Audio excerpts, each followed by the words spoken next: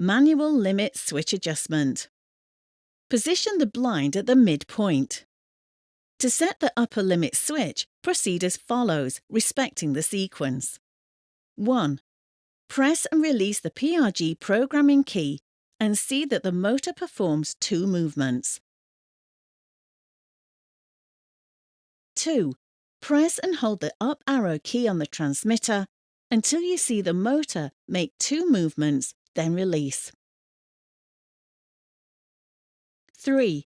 Press the up arrow key on the transmitter and hold until the desired upper limit switch position has been reached, then release.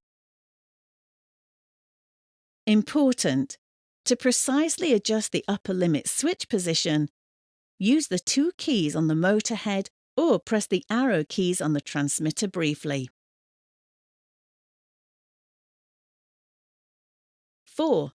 Once you have reached the desired upper limit switch position, press and hold the stop key on the transmitter until you see 3 movements, then release.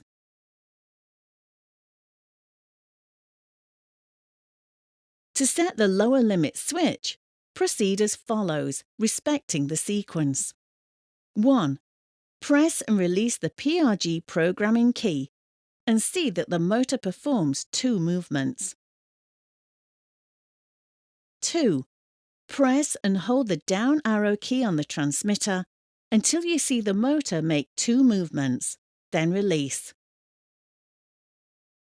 3.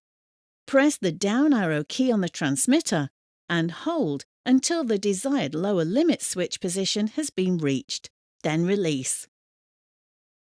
Important: to precisely adjust the lower limit switch position, use the 2 keys on the motor head or press the arrow keys on the transmitter briefly.